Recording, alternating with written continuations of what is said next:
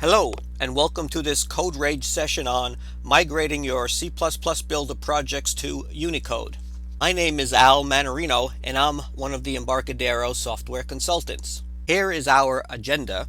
This session will focus on helping you migrate your legacy C++ Builder apps to Unicode. We at Embarcadero are often asked to help migrate legacy C++ Builder code to the current C++ Builder versions, including the current C++ Builder 10.2 Tokyo. So over time, we have learned tips and techniques to help you with your Unicode migration. Once you get a handle on these tips and techniques, developers have reported that it didn't take long to convert their applications, and the applications migrated fairly smoothly. So for the agenda, we'll look at working with Unicode in C++ Builder. As you know, for string data type, C++ Builder offers several choices. Your code can use C-style characters and strings, or C++ string objects, or VCL string objects, and each of these has its own set of Unicode variations. Also, the Windows API provides both ANSI and Unicode variants. We'll look at the new C and C++ data types for C-style strings, such as ychar_t, char16_t, and char32_t. We'll look at the new Unicode VCL string classes. Starting with Rad Studio 2009, the VCL offers several string classes which support ANSI, UTF-8, and UTF-16 encodings. We'll see that most member functions of these new VCL string classes operate just the same as they did for their before Unicode string class. We'll look at how to use the _tchar maps to option that determines whether or not the Unicode preprocessor macro is defined, and that determines whether you get the ANSI variant or the wide string UTF-16 variant. We'll look at the standard Windows header tchar that includes macros designed to let you write code that compiles as either ANSI or Unicode. We'll see how this can help when converting code one portion at a time. We'll see how this header is valuable to write character width agnostic code that can compile as ANSI or Unicode, and that lets you prepare for the migration in your previous versions of C++ Builder without breaking compilation. We'll look at converting text to and from Unicode, because we need to know how to convert between the various Unicode encodings and the various ANSI encodings. We'll see the two easiest ways for doing this are using the Windows API and using the VCL. And lastly, we'll also look at how to load and save Unicode characters to files, because you can use Unicode characters with the VCL components like tmemo, tlistbox, tcombo, tedit, etc. So we need to know if any modifications are needed to our C++ Builder programs to handle Unicode characters for these components. For an introduction to Unicode in C++ Builder, since C++ Builder 2009, we now have full Unicode support throughout both the VCL and the runtime library. And Unicode is critical for internationalization. Now, migrating to Unicode will be easier than you think. And a first thought to consider is that you may not have to migrate to Unicode to use C++ Builder. So why is this, you might be asking? Well, C++ is a diverse language permitting the use of many libraries and several programming paradigms. And while your code that uses the VCL does need to be Unicode aware, your code that uses the C runtime library, the software template library, or the Windows API, for example, can continue to use ANSI and only convert to Unicode when passing data to or from the VCL. Now, a complete migration to Unicode is necessary to gain the full benefits of internationalization, but migrating only the VCL portion of your code can simplify the task of upgrading to 10 Seattle while letting you gain the significant benefits offered in the current 10 Seattle release. So whether you decide to make your entire application Unicode aware or to upgrade only the portions that interact with the VCL, we're going to discuss several C and C++ development techniques that can make the task much easier. For a C++ builder Unicode migration resource to start with, if you have not read it already, take a look at this Migrating Legacy C++ Builder Apps to C++ Builder 10 Seattle blog post on our Embarcadero community website. It provides tips and techniques to help you with your C++ Builder migration working with Unicode. And once you get a handle on these tips and techniques, our C++ Builder customers have reported it didn't take long to migrate their applications. To move your legacy C++ Builder projects to 10 Seattle, you have a few options. So option 1 is to just open your old project files and or project groups in C++ Builder, and the IDE will update the project file, rebuild the project, look at any compile and or link errors or warnings and fix them as needed. Or you have option number 2, which is what I recommend. Don't let C++ Builder convert your old projects. Instead, copy your source files into a new folder, and then in C++ Builder 10 Seattle, create a new project of the same project type, and then start adding your source files to the new project. So it is a little more effort at first doing it this way, but it's going to save you a lot of time later on. Let's go into C++ Builder 10 Seattle and take a quick look at a typical Unicode migration item. So here I'm using C++ Builder 10 Seattle subscription update 1. So I created a new VCL forms application and I copied in its source code. When I go to build the application, I get some errors. Looking at the errors, it tells me that I cannot convert char const to const char underscore t. So this tells me Unicode conversions may be needed, like ANSI characters need to be converted to Unicode. So all VCL functions that used to accept arguments of type char asterisk, for example, application message box, now require a char underscore t asterisk. VCL object properties that returned ANSI string now return Unicode string. So for example, the caption property of a T label.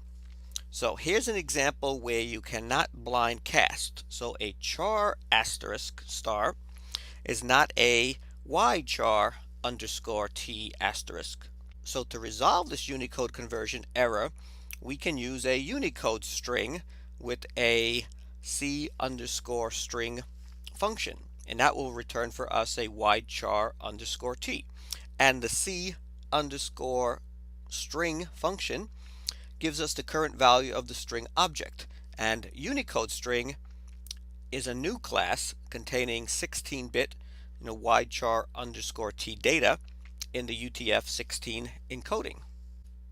So to resolve this error, for both the open string and the URL string, I'm going to use the Unicode string with the C underscore string function, and that's going to return for me a char underscore t.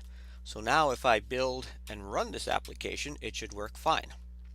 And if I click on the label, that's our URL string, it should open up our web browser and go to Embarcadero.com. So all of that works great. Let's take a step back and look at Unicode in C. So here is sample C code with examples of Unicode literals, escape codes, and preprocessor macros. So C developers are used to using string header functions such as stir length and stir copy and stir cat to manipulate C style strings. In Unicode, there are corresponding functions for manipulating C style char underscore t strings. So most char underscore t functions are defined in both the char header file and in the traditional header file, string header for plain string manipulation and standard IO header file for IO, etc. Let me take this code and drop it into 10 Seattle and we'll see that it builds just fine. Let me open up this project in 10 Seattle. I have it in my C++ Unicode in C project. It's a console app. So here's the code, and if I go and build this, it should build just fine. So it builds fine, no errors, so that's fine. Right, next, let's take a quick look at Unicode in C++. And to show you this, let me do it inside of the C++ Builder 10 Seattle IDE. So here's Unicode in C++. Now, string manipulation in C++ usually involves the use of the standard string class, as well as various IO stream classes for input, output, and string buffering. Now, developers also familiar with Boost may also use classes like Boost regex or Boost format to help with string manipulation. But as it turns out, like we see here in this code, switching to the widechar_t version of these classes is quite easy. All you need to do is prefix a W to each of the class names. So this code shows sample char string code in C++ and its corresponding widechar_t code. So we see that a string becomes a wide string and a string stream becomes a wide string stream. And if we build and run this app, it should just build and run just fine. So there it is. So that all works great also. Looking at Unicode in VCL, we see that the VCL offers these 6 string classes which support ANSI, UTF-8, and UTF-16 encodings. So we have AnsiString, which corresponds to the old string class. It contains 8-bit char data in the system default code page. We have the new Unicode string, and that's a new class containing 16-bit widechar_t data in the UTF-16 encoding. WideString still exists from previous versions of RAD Studio, and it corresponds to COM's BSTR data type. So that's the basic string or the binary string data type, and it contains a 16-bit widechar_t data, just like the Unicode string. Now, because Unicode string uses C++ Builder's own memory management and reference counting, it's often faster than WideString. So unless you need easy interoperability with COM, then you should use the new Unicode string class instead of the WideString. AnsiString T is a class template that contains 8-bit char data encoded in any code page, and the code page is given as the template parameter. So AnsiString is actually a type def for AnsiString T. Now, this requirement that the code page be given as a template parameter prevents you from using AnsiString T with arbitrary code pages at runtime. So if you need that capability, you may need to instead use the raw byte string or use one of the C or C++ string manipulation methods instead of using the VCL. UTF-8 string is an AnsiString T instantiation using the UTF-8 encoding. And lastly, raw byte string contains 8-bit char data in an unspecified code page. So the VCL will avoid applying any code page conversions to raw byte strings. It becomes the calling code's responsibility to correctly handle code pages issues. Using raw byte string can have several advantages. Since each code page is otherwise a separate compile time type, raw byte string lets you write a single routine that can handle any code page. It removes any VCL overhead of doing code page conversions itself, and it prevents possible loss of data from automatically converting text data into encodings that can't represent some characters. The good news with all of this is that most member functions of these new string classes operate just the same as they did for the old non-Unicode string classes before C++ Builder 2009. Here's a quick example on using the AnsiString T code page template to pass Unicode Cyrillic data from code page 1251 to 65001 and back to Unicode without any data loss. So that's very cool. Windows 1251 is a popular 8-bit character encoding designed to cover languages that use the Cyrillic script, such as Russian, Bulgarian, Serbian Cyrillic, and other languages. and it is most widely used for encoding the Bulgarian, Serbian, and Macedonian languages. Code page 65001 is UTF-8. Here are some useful string handling and Unicode with C++. So first, a short string occupies as many bytes as its maximum length plus 1, and the first byte contains the current dynamic length of the string, and the following bytes contain the characters of the string, and the length byte and the characters are considered unsigned values. So the maximum string length is 255 characters plus a length byte, and that gets us our string 255. For string literal prefixes, here's examples on how to use capital L, lowercase u, and uppercase U for Unicode, UTF-16, and UTF-32 string literals. Now, length is a member of Unicode string, AnsiString, and WideString in C++, and you can use string.length for the length of the string. For checking for Unicode strings, you can use system Unicode string is lead surrogate, and that returns true if the indexed element is a lead surrogate and false otherwise. Or you can use Unicode string is trail surrogate, and that returns true if the index element is a trail surrogate and false otherwise. With both methods, the index is an element index into the string, not a character or byte index.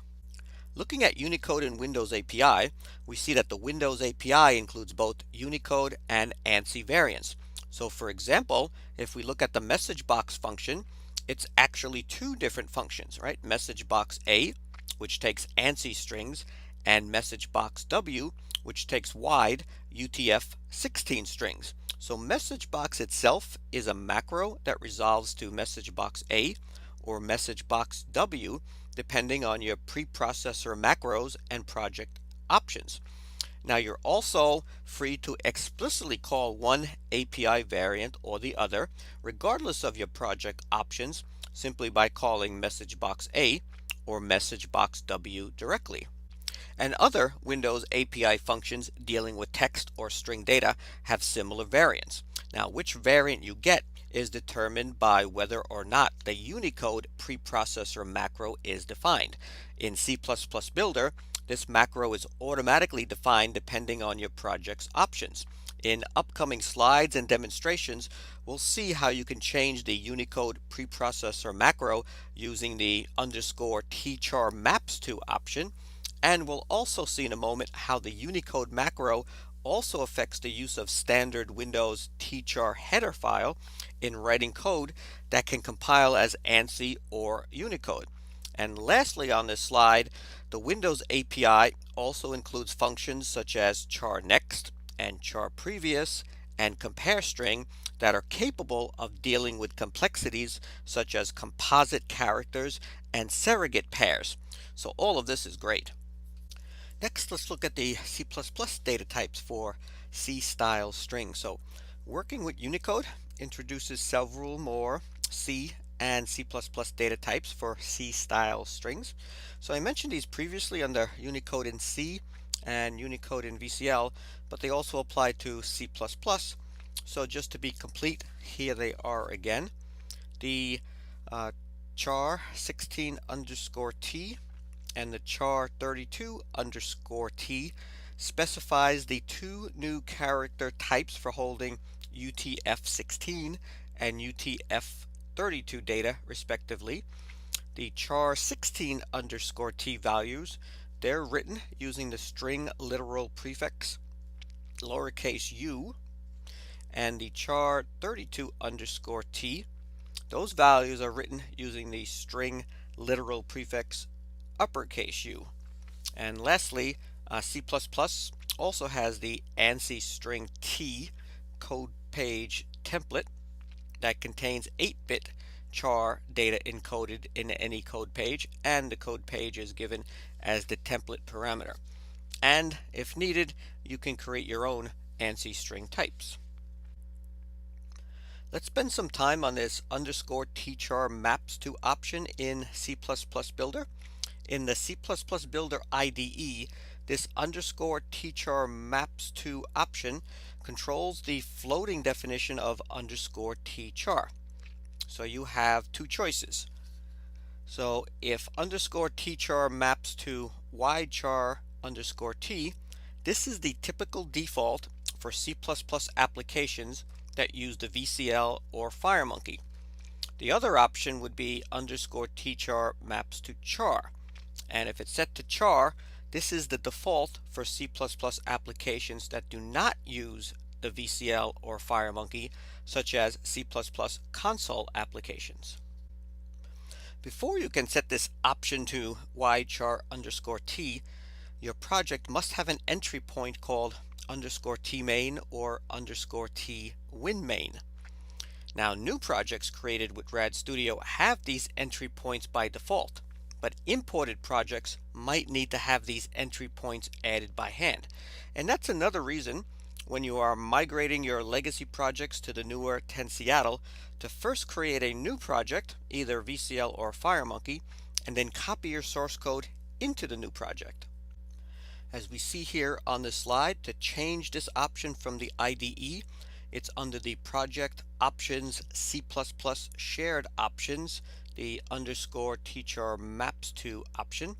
So if this underscore teachar maps to is set to char, then the Unicode preprocessor macro is left undefined and the ANSI variant is used.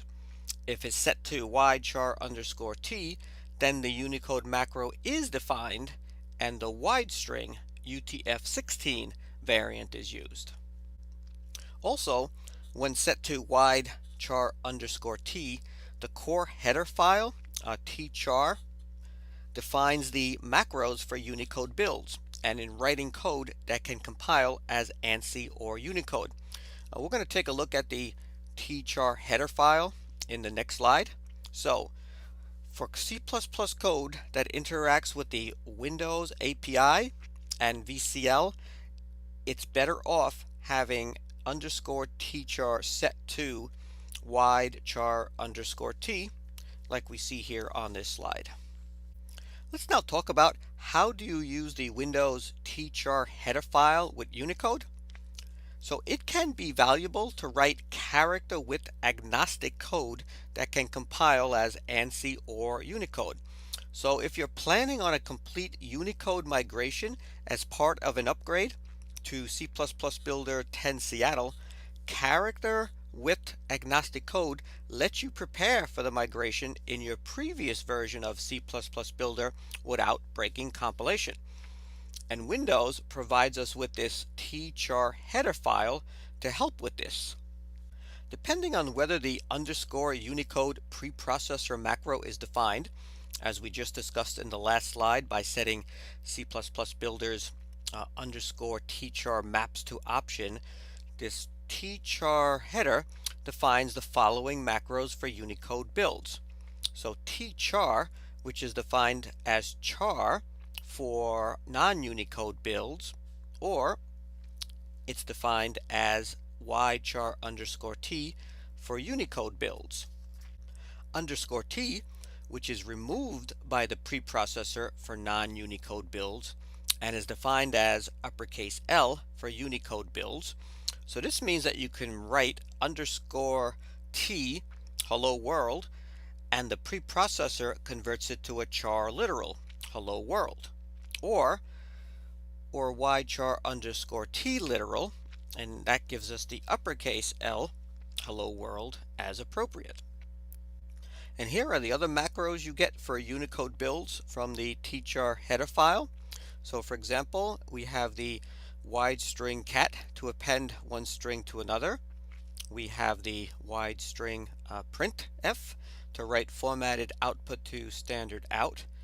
We have the wide string getC to get the next character from a stream.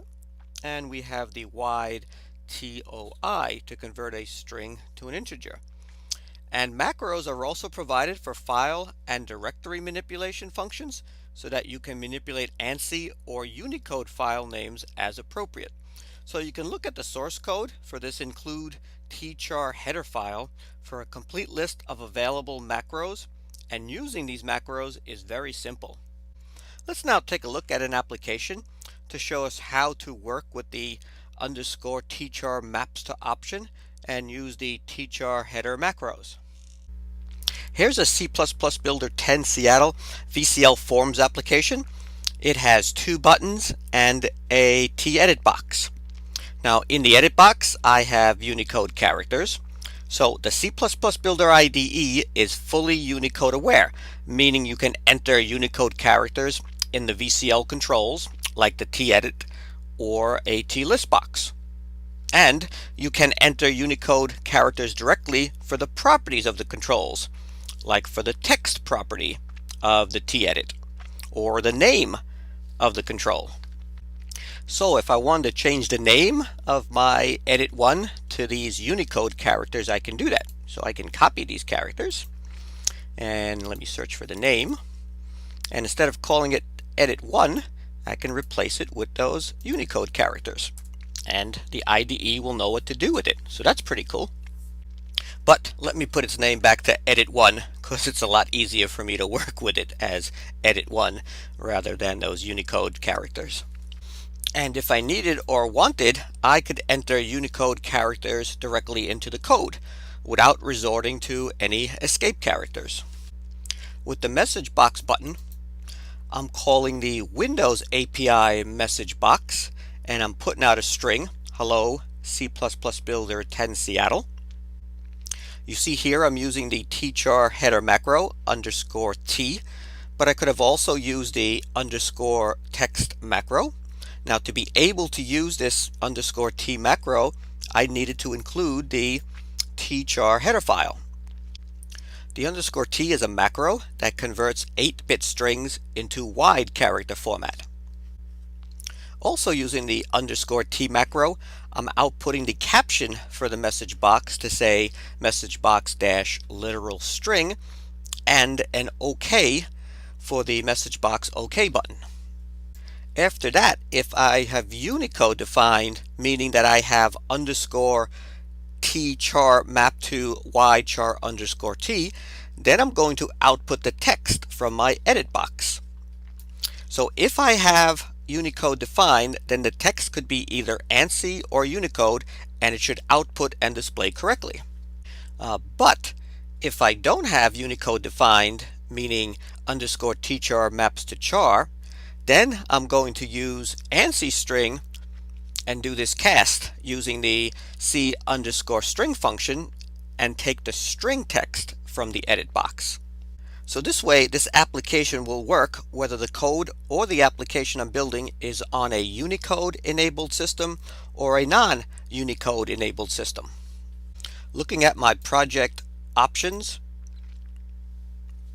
C++ shared options, we see that our underscore tchar maps to ychar underscore t. So this sets the Unicode defines and the wide string UTF-16 variant is used. So now let's run this app and see what it does. Run the app. So when I click on the message box button, we display the string hello C++ Builder 10 Seattle using the underscore t macro, and we display the message box caption message box literal string that's also using the underscore t macro. Now when I click the OK button, now since Unicode is defined, we output the Unicode text characters from the edit box. So since Unicode is defined, the text could be either ANSI or Unicode, and it outputs correctly like we see here. And the message box caption message box text from my edit1 text dot C underscore string also displays correctly using the underscore t macro. So that works great. Now if I go into my project options and I change the underscore tchar maps to char, and if I rerun the application, let's see what happens now. Run the app.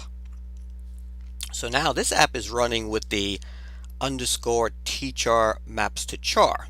So when it's set to char, the Unicode preprocessor macro is left undefined and the ANSI variant is used. So we have an AnsiString based application here. So now when I click on the Windows API message box button with underscore tchar mapped to char, we see that the literal strings, the non-Unicode, display OK.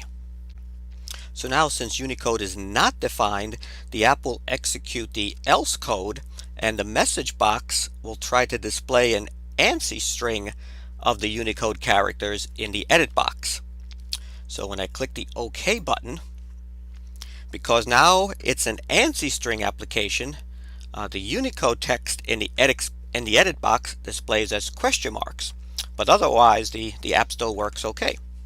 So what we see here, if we try and type Unicode text into an ANSI string based application, then we're going to get question marks for the output, but otherwise the app works.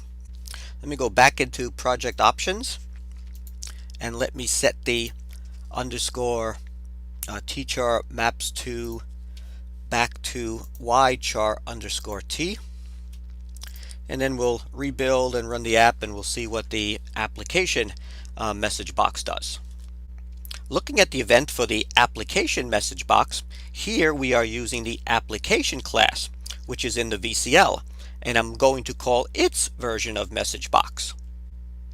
In this case, since it's the VCL, it's expecting the Unicode string, so I'm using the underscore D macro. The underscore uppercase D macro makes a constant string wide whenever string maps to Unicode. So by using this underscore uppercase D macro, we'll assure that our string, hello C++ builder 10 Seattle string, is a Unicode string. And in this second application message box call, we'll output the content of the edit box. So we could take this code and we can compile it on older versions of C++ Builder, and it should all just work fine, with the exception of trying to display Unicode characters in an ANSI string based application. We saw in that case you're going to get question marks for the output, but otherwise this app will work fine. Let's run the app again, and this time we'll look at how the application message box behaves. So in this case we're still running with underscore tchar maps to ychar underscore t. So when I click on application message box, we see that the app works fine and outputs Unicode characters fine. So that behaves as expected, so that all works great. So the last thing I want to do with this app is once again change the project options of underscore tchar maps to, and let me put this back to char, and then we'll rerun the app. So now let me rerun the app, seeing what this does to the application message box. So now with underscore tchar maps to char, if I call the application class message box, we see that the literal strings still display fine, and we also see that the Unicode characters also display fine. So even with underscore tchar maps to char using the application class, which is in the VCL, the Unicode text from the edit box still displays OK. So that's great. Earlier in this presentation, I mentioned a blog post on migrating legacy C++ Builder apps to C++ Builder 10 Seattle. So here's one of the tips that talks about, should you just go ahead and replace all occurrences of string with AnsiString? We believe it's better to not just replace all occurrences of string with AnsiString, but instead define these two functions and then use them whenever one type is returned and the other type is required, and vice versa. And with these two functions, we're using these two Windows API functions. One's called the wide char to multi-byte, which converts from UTF-16 to the encoding of your choice, such as UTF-8 or any of the various ANSI encodings. And the other one is multi-byte to wide char, which converts from the encoding of your choice to UTF-16. And you can look at the Microsoft documentation on these functions. Let's next look at how do I deal with loading and saving of Unicode items. So how do I work with the encoding and the decoding?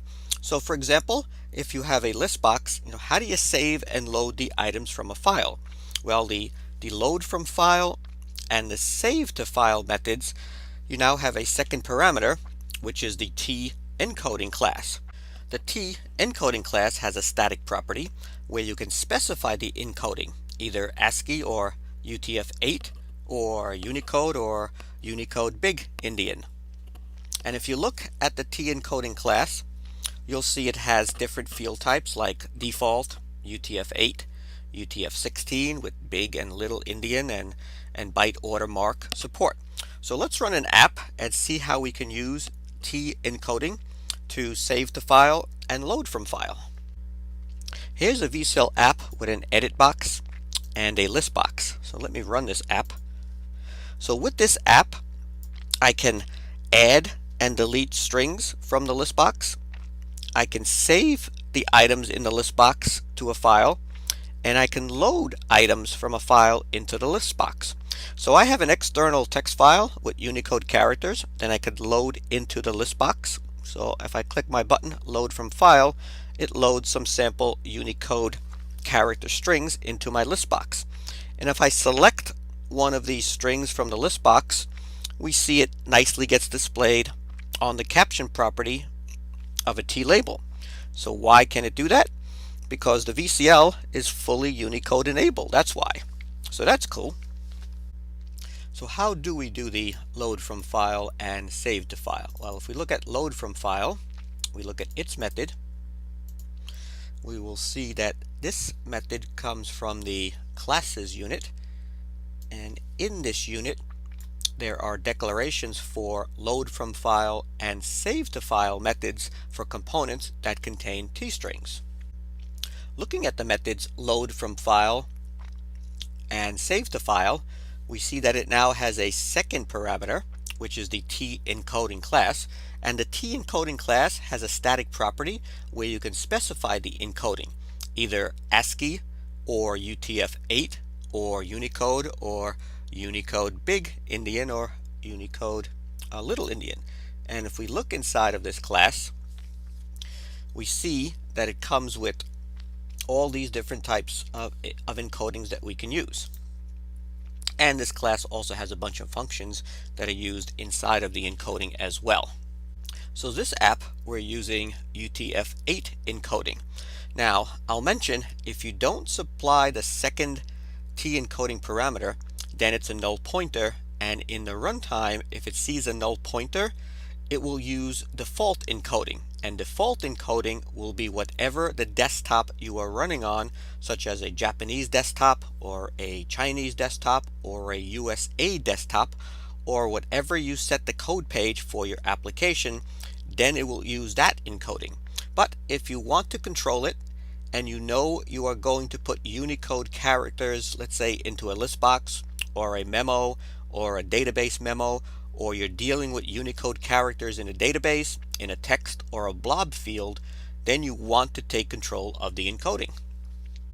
For additional tips and techniques on migrating your legacy C++ builder code to 10 Seattle, start with the blog post I mentioned a few times called Migrating Legacy C++ Builder Apps to 10 Seattle on the community.embarcadero.com blog's website. So it offers tips and techniques like we see on this slide, plus many more.